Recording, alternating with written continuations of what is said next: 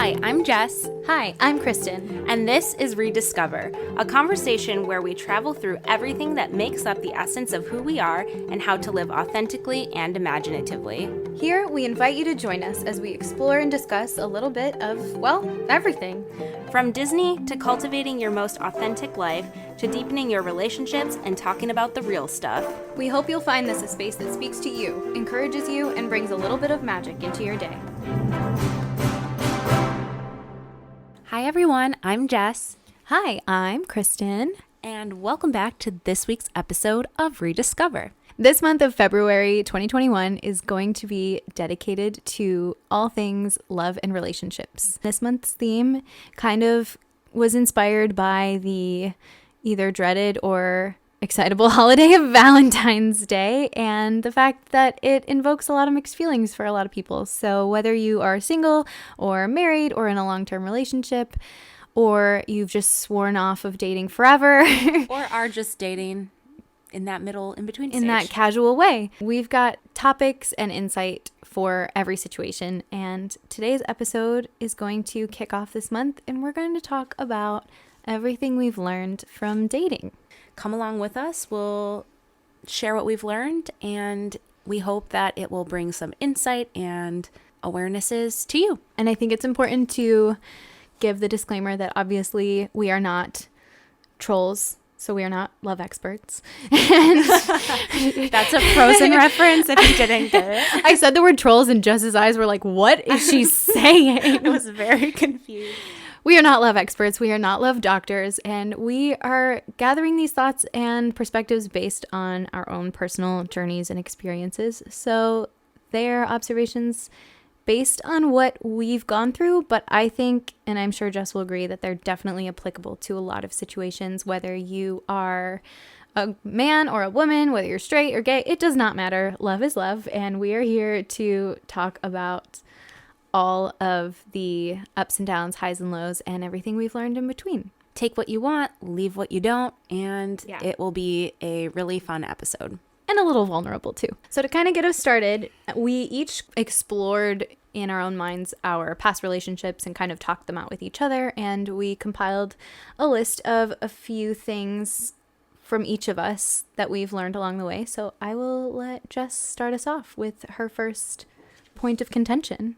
The first lesson that I have learned from dating that I wanted to discuss today is that if I don't heal from something, I'll keep repeating it in future relationships. So this is an awareness that I gained over time, because when you're going through your earlier relationships in your life, you are just going through the motions and going through the experience, and you're like, oh, yay, I'm dating someone. This is really exciting.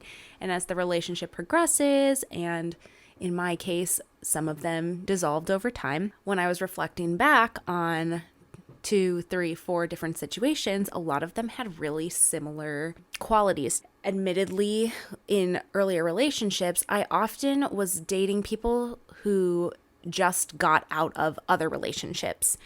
And this was a pattern that I noticed. I actually got to the root of it, and I realized that it was because I felt like I didn't deserve to be in a relationship with someone who was fully emotionally available. And that was a huge realization, because I had to shift it into believing, like, you know what, maybe this is possible for me. Maybe this full embodied love that I have heard about and crave is possible for me.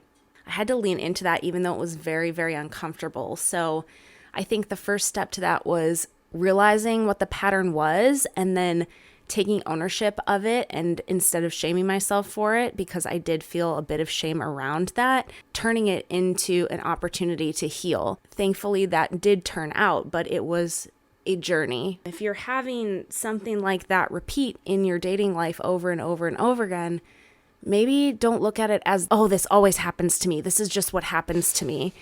Look at it as, okay, there's something within me that is, my internal dial is set to this, so I keep attracting these situations. So what can I learn from them and shift now so I don't continue to attract these in the future? It reminded me of that saying, like, if you don't learn from your mistakes, you're doomed to repeat them.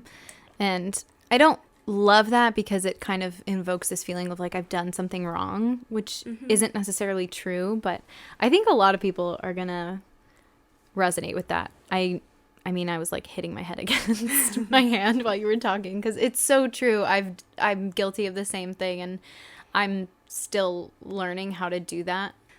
Eventually, this may not happen immediately. You can't just flip a switch and shift your belief. It takes work. But what I had to train myself to come to believe was I am whole and worthy and complete as I am on my own.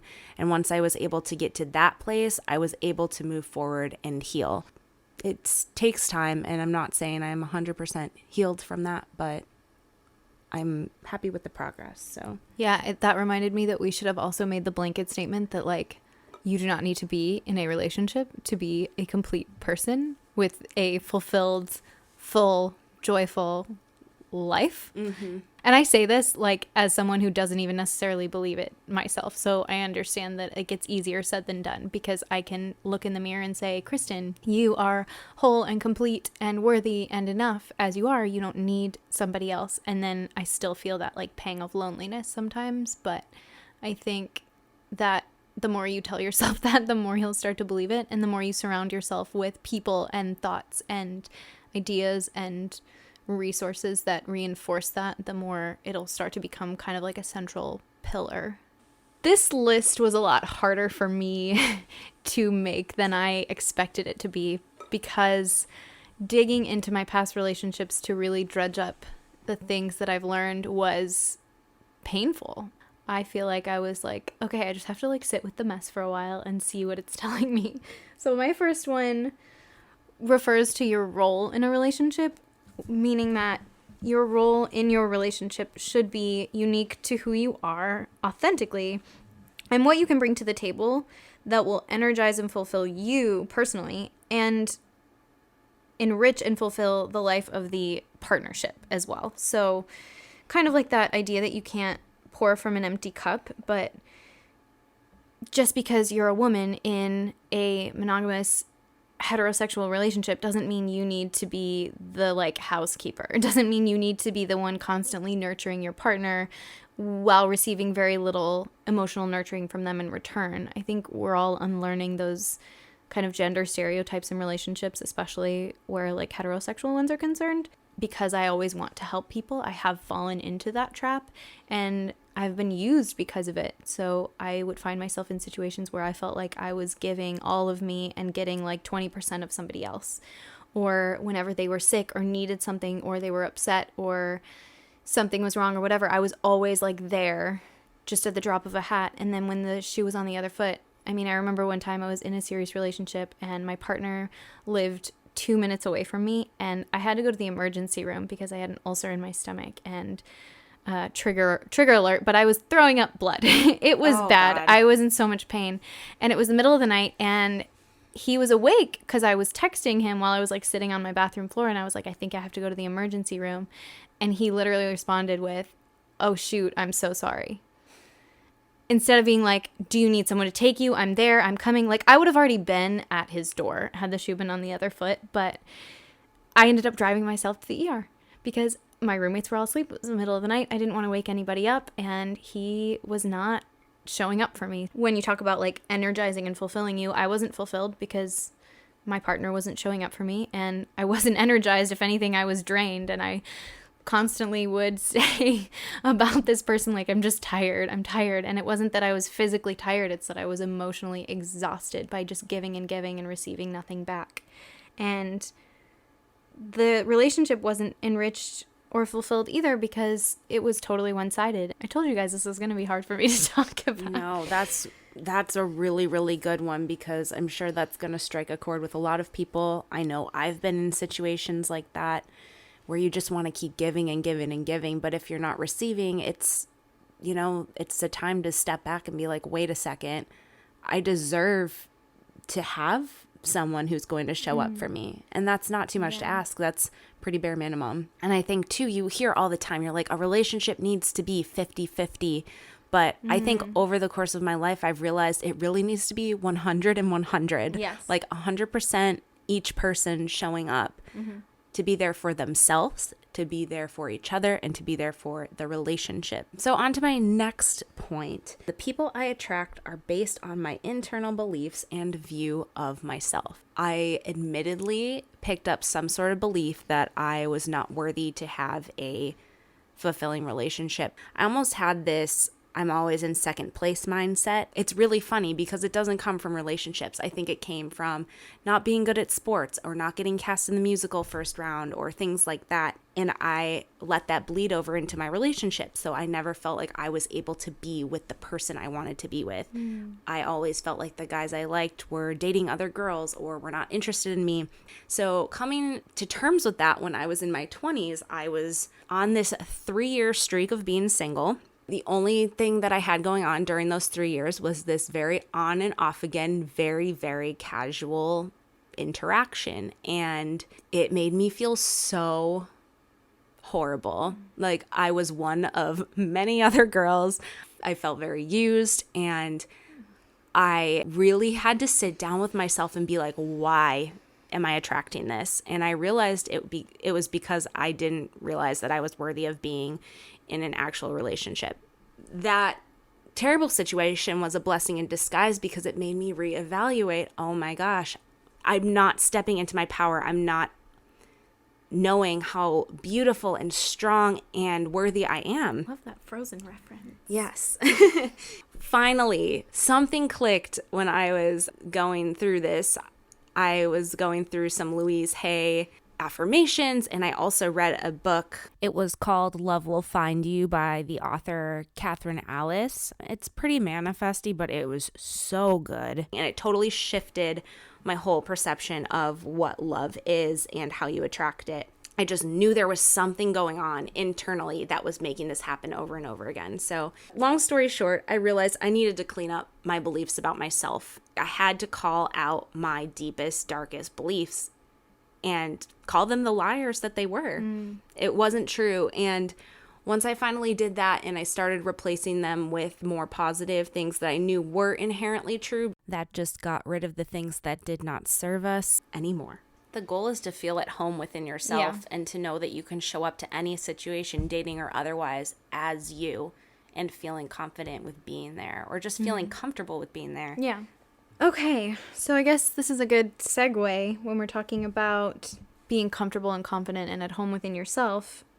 I think another thing I've learned from dating is that love is really meeting your partner where they're at. I think we're all idealistic when we imagine the perfect partner or relationship. I know growing up on Disney movies made me kind of think about what Prince Charming must be like. But then I also grew up with divorced parents, and I saw, a broken marriage from a very young age, and I saw the hurt that it caused on all sides. And so even watching those Disney movies as a child, I sort of always had a cynicism about it, where I was like, this is cute and wonderful, and I wish that it were real, but it's not. And so even from a young age, I kind of was always pretty independent, and if I strayed into these idealistic thought patterns, I could pretty much shut them down right away. We all imagine that idealistic person, but part of loving someone is accepting that they, like you, are inherently flawed, although their flaws might look different from yours. None of us are perfect. Unless, again, huge disclaimer, unless they are abusive or derogatory or hurting you in some way, then just get out. It's just a matter of once you encounter your partner's flaws, cultivate that environment between the two of you where you show each other grace and allowance for that other person to be who they are. Even if some things that they do get on your nerves sometimes, it goes both ways. If there's something about your partner that gets on your nerves, I guarantee there's something about you that gets on your partner's nerves. Yeah. And that's just part of being human. And if we don't give it too much power, it doesn't have power over our relationships. But I think it's really just about showing each other grace. But if you feel like you're showing your partner grace for their quirks and they are constantly trying to change you, then that's a huge red flag. Because if you are loving them for who they are and they are loving you for who you could be for them, the potential. yeah, that's not going to land you anywhere good. Yeah. I had a therapist once who told me you can write out a list of qualities of people, but there are some red flag deal breakers. And, you know, maybe 3 or 4, like very hardcore, like this is not going to fly. Like maybe it's dishonesty or disloyalty or something like that. So when it comes down to those things that, you know, are not ideal but could go either way, it's kind of like learning how to lean into them and just love them as they are. And, you know, nothing is really set in stone, but you can't hope for somebody to change for your benefit. With Steven, you know, we're always like, you're going to do some things that drive me crazy and I'm going to do some things that drive you crazy. But we love each other that much that those kinds of things are not going to deter us. If I randomly start snoring, or the fact that I like to sleep with like 600 blankets on me, like maybe that was annoying at first because they're like, I'm sweating or whatever it is, but then they're like, oh, this is actually cute, you're like a human burrito. Yeah, they're like quirks to the person. So leaning into that and allowing people to be who they are to their core. It's just changing the messaging from I love you in spite of your flaws to I love you because of your flaws. So my next point is what people do to you is not personal to you. It is indicative of their upbringing, their habits, and views of themselves and their views of relationships as a whole. And oftentimes these things can be a projection. This one can relate to somebody cheating on you. That's the obvious one, and Yeah. I've been cheated on. You've been cheated on. You've been cheated on? Potentially. I sort of just assume that everyone's been cheated on. Is that terrible? I'm not sure if I was, Okay. but honestly, whatever. It's all relative because I felt like I was, so. When the person who cheated on me told me that they had been cheating on me, which I did feel like was commendable because it's a really hard thing to admit. We actually like strangely had a rational conversation about it. Not then because I was very angry at the time, but kind of a little while after. And he definitely took ownership of it to the point where I felt like I could release my own responsibility. But if he hadn't said that to me, I feel like I would have gotten into that mindset as I have before when I've been cheated on, to just be like, what did I do wrong? It's my fault. Maybe I should have done something differently. Maybe if I looked like her, you know, whatever it is. Those are such toxic thoughts, and they send you into a downward spiral that's so hard to recover from. Yeah, and unfortunately, I feel like the natural human reaction is to just jump right to that thought pattern. But if you can zoom out and look at it more objectively, there's actually a lot more there to look at. Where I really found the lesson within this is, number one, sometimes you don't get to have that conversation with the other person. Sometimes they don't want to take ownership because there really is a lot of shame around cheating. And if the person is not able to confront it within themselves, sometimes they can't confront it with the other person. So you do have to find the closure within yourself. Like the situation I'm thinking of where I felt like I was cheated on, essentially. Even to this day, what has it been, 6 or 7 years later, I never had a follow-up conversation with that person or any explanation or even a basic acknowledgement or apology, like nothing. It took a very long time, but I had to create my own closure, or else I was ultimately going to become a prisoner to the situation, especially in my internal world and in my mind. And secondly, the reason I think I was able to do this was because I realized cheating is not typically about the other person's inherent nature. It's about a void or a lack that the person is feeling, whether it be within the relationship or within themselves. A lot of times it can come down to self-esteem. And to tie it back to my first point, a lot of people, if they cheat once, they don't necessarily heal it, so then the cycle keeps repeating. Essentially, I think both people in the relationship, if this was to occur, have a lot of radical self-honesty to look at within themselves. It's definitely one of the biggest learning experiences as far as relationships go, though one of the most painful and unpleasant. Moving on. Moving right along. Oh, this one's perfect for my word of 2021. I didn't even realize this at the time. I didn't actually realize it until this morning but I kept saying the word intentional and intentionality. And literally, I'm looking at Jess's wall right now where there is a quote that says, live every day with intention.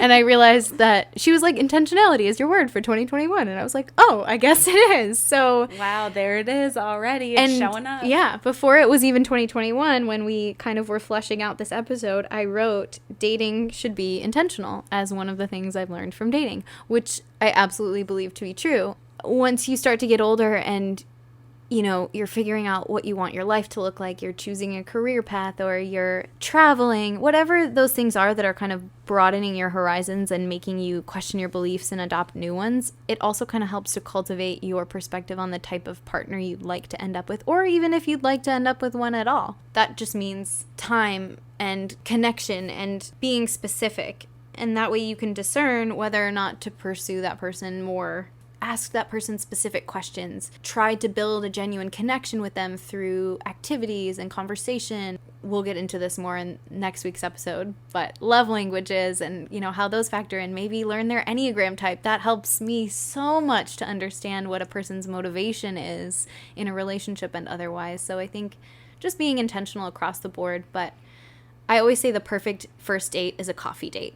And I love first dates. This is like a weird thing about me. I really love first dates. They don't make me nervous. I think they're really fun because it's like a clean slate. Like, you've got nothing to lose and everything to gain. So, you know, people talk about like going to dinner or a movie or whatever, but there's always like a distraction. I think a coffee date is great.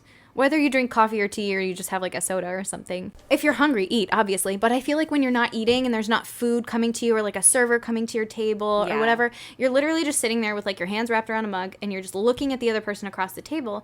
And coffee keeps you awake, so it keeps your mind alert and it keeps the conversation active. I just think it's the perfect first date because it literally is like no distractions. It's just me and you. We're having a conversation. You're looking at me. I'm looking at you. The way your eyes move when you talk or what your hands do, how your like head tilts, just little things like that that kind of let you know like where a person's at. You have the ability to focus on all those things. If someone's just asked you out, maybe suggest meeting for coffee. I did this one exercise that was recommended to me. And this is a very interesting one because you'll notice a lot of your limiting beliefs come up. You can write a list down of all of the qualities you would love to have out of a future partner. So this could be characteristics, it can be physical traits, but I really like to go more into like character qualities and, you know, if I like to travel, I want someone who loves to travel with me. And then going through that list and maybe circling 3 or 4 of the top qualities that are your non-negotiables. If you're noticing that these things really don't align and you start to get that feeling of, oh, maybe this isn't really lining up with those non-negotiables and those really, really important qualities to me, then being okay with saying, you know what? Maybe this isn't it, and thank you for your time. There are 7 billion people in the world. There has to be at least one, if not many, that could have those qualities, because when you have a life partner, if that is your ultimate goal, you want someone who is going to complement you in those ways that you view to be as important.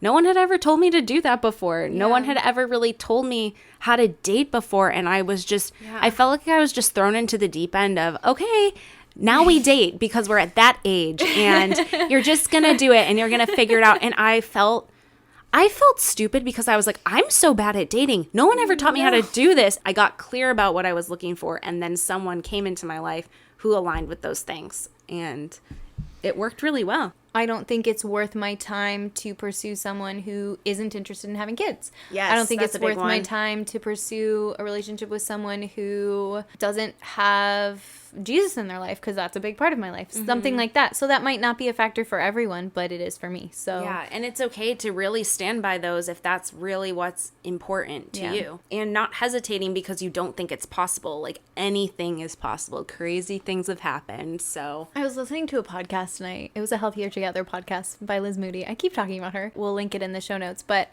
she was interviewing this woman whose mantra is everything is figure outable.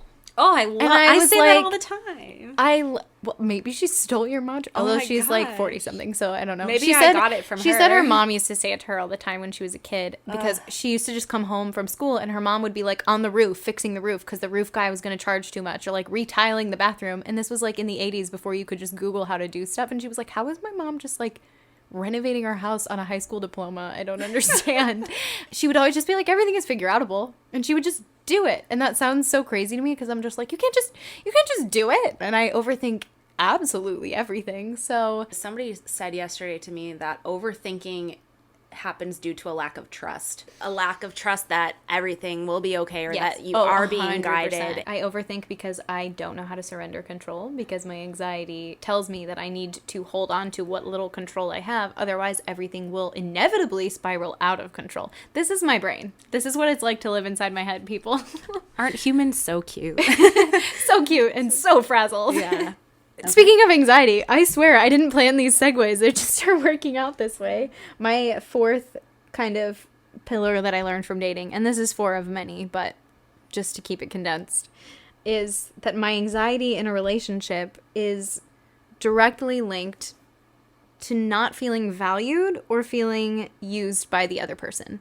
And there are a few other things that cause relationship anxiety, you know, on a more micro level, but on like a macro level, these are the big ones. Feeling like, again, going back to my first point, like I'm constantly giving and not really getting anything back. There are times that girls get into relationships, again, specifically speaking to females in heterosexual relationships, because that's my experience, but I think women get into relationships where they feel physically used, because a lot of gratification on the side of straight male, and again, this comes from me having these conversations with men and being like, hey, tell me what this is really like, because I just want to understand. And they're like, a lot of our feelings of worth and value come from feeling physically validated by women sexually. So a lot of times women get into relationships where they feel sexually used and where they feel like their partner is really intentional in that way and finds time for that stuff, and then everything else sort of just becomes an afterthought. So I think that's where anxiety spikes, and if you already kind of struggle with generalized anxiety, that's not a healthy place to begin. And just when you notice that those feelings of anxiety are coming up, like stopping them in their tracks and going, okay, where is this coming from? It could be something really obvious. I once had a guy I was dating for months and months and months introduce me to a group of people as his friend.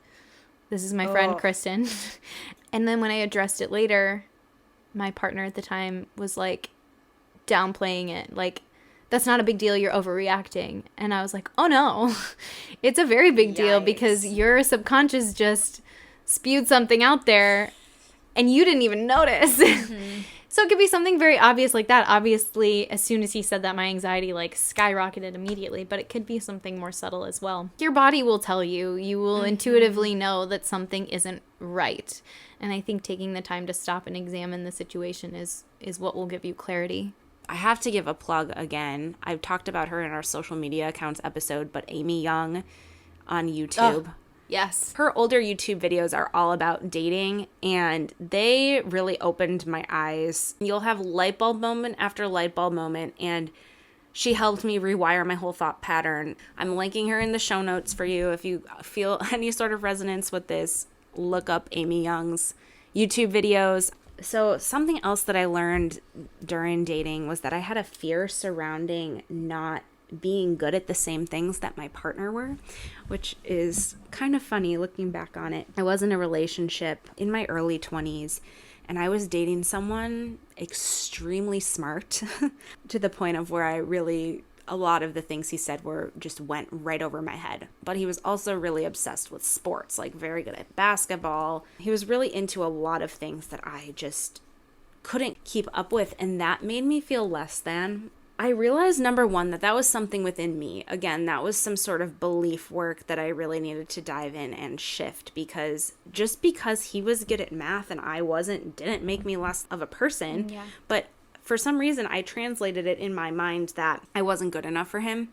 So I was constantly striving to make myself more likable and losing myself in that, because I was trying to prove that I was someone that I was not. Being able to step into a relationship or any situation again and knowing who I am and taking ownership of myself and standing in my own power, that's the only way I really want to show up from here on out for anything that I do. Like, I want to show up as Jess and be proud of that and not feel less than because I'm not good at the same things as other people. That doesn't mean anything. There's no quantitative amount of being good at something or having something or doing something that's going to make you better or worse than someone else if your heart is good and your heart is in the right place. Yeah. If you're someone who likes basketball, would you rather date someone who has a beautiful heart and who cares for you and who like wants to grow the relationship, or do you want to be with someone who's good at basketball? Go shoot hoops and think about your life choices. I love learning from people who are good at stuff that I'm not good at. It's like, why would I want to be with someone who knows the same things I do? Then I don't learn anything. Yeah, you don't need to date yourself. One other thing we wanted to touch on was the concept of space. This is a place where the Enneagram came really in handy for me. So once we finally do our introduction to the Enneagram episode, which is coming pretty soon. In a little bit. We'll dive into that more, but I wish I had had that tool at the time, because I was with someone who just like always needed space. And I always assumed that it was a problem. The concept of needing space has such a negative connotation. We always hear it and think like, oh, they're thinking of breaking up with me. Oh, they're annoyed with me. Oh, they're sick of me, whatever it is. Especially if you're an empath and you're someone who just takes ownership of everyone's crap.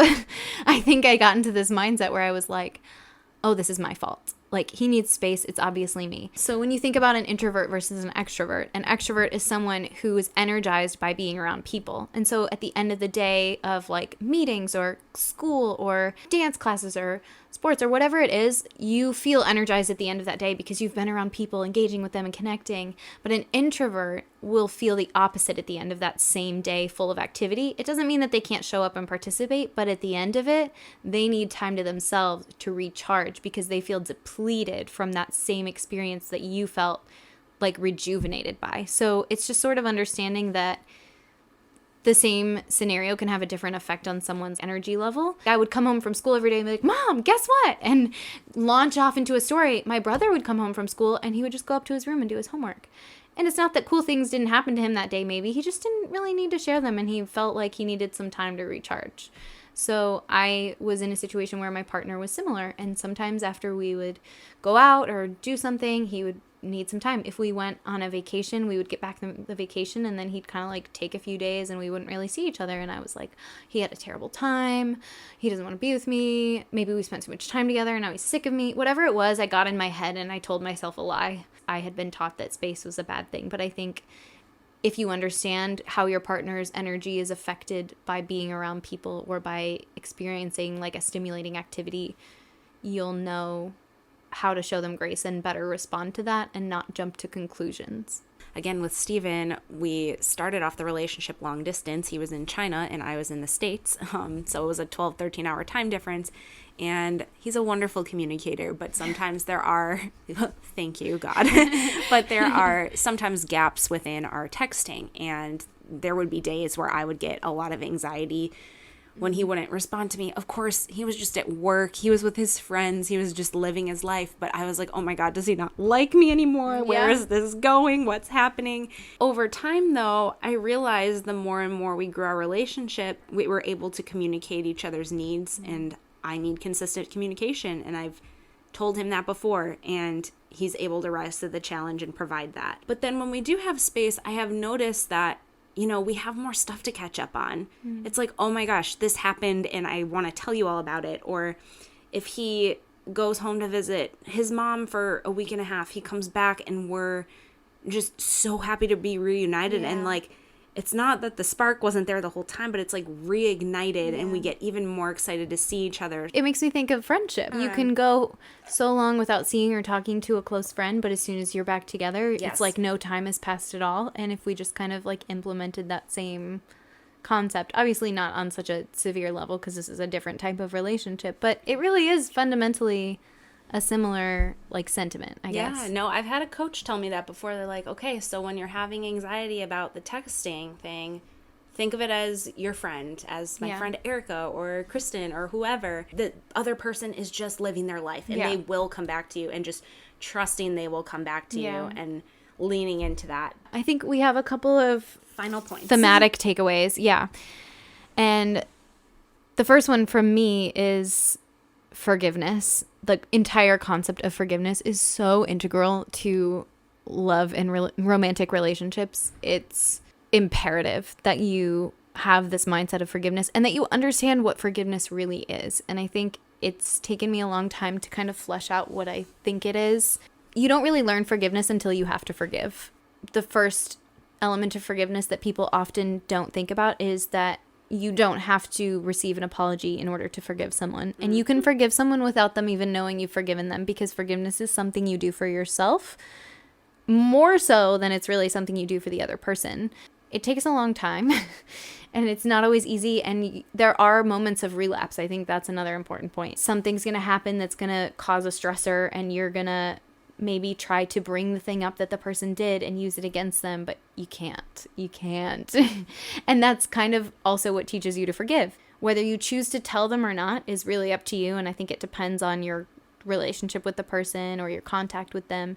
And then you decide, I'm going to forgive this person. And then you tell them or you don't. And then you move on and you don't bring it up again in any negative way. And you certainly don't confront the person who did something wrong to you and go, well, one time you did this and you have no idea how much it hurt me and blah, blah, blah. Generally, the person probably does have an idea. And if they haven't apologized to you, it's probably because they're in denial or are unwilling to admit to themselves and to you that they are the causation of your pain. If you can learn to forgive within the confines of a healthy relationship, it will continue to grow and be healthy. And if you can learn to forgive past relationships or your past self, you'll be able to let go of a lot of baggage that you would otherwise just carry with you into the next relationship. So it kind of goes back to what Jess said about, like, if I don't heal from this thing, I'm just going to bring it with me.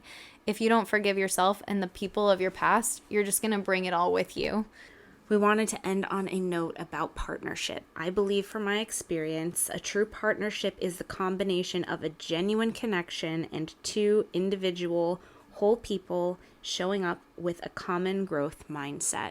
People who are able to step into relationships where they have done the self-work, they are clear about what they want, and in a space where they want to have a partnership and relationship, those are the ones that are the most successful. I feel like relationship and partnership is almost different. Partnership just has such a depth to it, and it feels more connected because you have two people in this situation where you are partners. Like, you're working together, you're a team. Just having somebody there with you during all the ups and downs that life is inevitably going to throw at you, that's really what you want out of someone who you're going to be with, not someone who's going to cause the ups and downs for you. A healthy situation where you're able to communicate and showing up and step by step being like, okay, you still want to do this? Are we still going to continue this journey? Yes, no? Okay, let's keep going and building and growing. And just knowing that ultimately you guys have the same goals. I think we laid some new ground for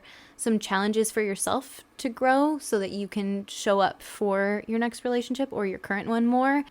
I hope that we provided some insightful and helpful discoveries during this episode. Jess's journey isn't like my journey, which isn't like her journey, which probably isn't the same as any of your journeys. I think there's still some commonality to be found, and I think that these lessons we've learned are pretty ubiquitous. They're pretty applicable across the board, no matter if it helps you heal from your past or if it helps you kind of look at your current relationship in a new light, or if it helps you as you're looking to the future to prepare for the relationship you desire to have. Which is absolutely possible. Yes, it is. And I say that as someone who struggles to believe it. I hope you guys know that before we recorded this episode, I had like a full-on meltdown. I had a panic attack this morning because I was having so much anxiety about this, because I wanted to be as authentic as possible, but there's a lot of hurt surrounding this topic for both of us. And seeing you, Jess, in a happy partnership that's so, when I tell you that they are both like so kind to each other and so intentional and they show each other so much grace, it makes me so happy, because I knew Jess of 10 years ago who was pining over a guy who I wanted to shake him because he just like didn't understand how incredible she was. I feel that way about you now. And even being in a wonderful partnership, which is one of the greatest blessings and gifts of my entire life. Every day is different, and it's not all sunshine all the time. Yeah. Like, we've had our days. I think the important thing is we work through them together. Yeah. That's the only thing that really gets Yeah. me through. I'm like, okay, at the end of the day, we still have this common goal of Yeah. loving each other and honoring each other. And Yeah. that's what true partnership is. Yeah. It's Even a through- collaborative approach. Yeah, even through the messiest stuff, you're still working together. Yeah. So no matter where you are on your journey in this realm, whether you're single or with your life partner, or you're noticing some red flags going up in your relationship, I hope that this gave you some insight. I hope that we provided some solidarity and made you feel not alone. I hope that we gave you some hope and gave you some points to kind of spring from. Thank you for listening to our journeys, and we hope only the best for you and all of the wonderful life lessons and awarenesses along the way. So next time you're on a first date and you're sitting there across the table having your coffee, just look down at your hands wrapped around your mug, and whatever flows from your mouth, let it come from your heart and who you are. And if the person at the other side of the table doesn't respond to that, it's not meant for you. And that's okay. And that's okay. And if they do, just enjoy the beautiful journey ahead. What's meant for you will not pass you. There is nothing you can do to mess up something that is truly, truly meant for you. Yeah, you're not that powerful. Sorry. Yeah. Once again, thank you so much for listening. Thank you for bearing with us as we kind of muscled through the heavier moments. I really loved this episode. And I feel like it was I feel like I needed to do it. It was straight from the heart. Yeah. It was a good one. Yeah. I feel like I had to face my fear and conquer it on this one. So thank you guys for allowing me to speak my truth. And thank you for allowing Jess to do the same. Yes. We appreciate it so much. Stay tuned for next week's episode. We'll be chugging along with the same theme. We are going to talk all about love languages. We will talk to you next Tuesday. Have a wonderful week. Bye. We hope you've enjoyed this episode of ReDIScover. Please subscribe and leave us a review wherever you're listening. Your reviews are what keep us going, and we'd love to hear from you. Join us every Tuesday for a new conversation and let us know what you think we should talk about next. Follow us on Instagram at positively.kristen and at jessicafay508. And check out Jess's blog at theroadjesstraveled with 1l.com.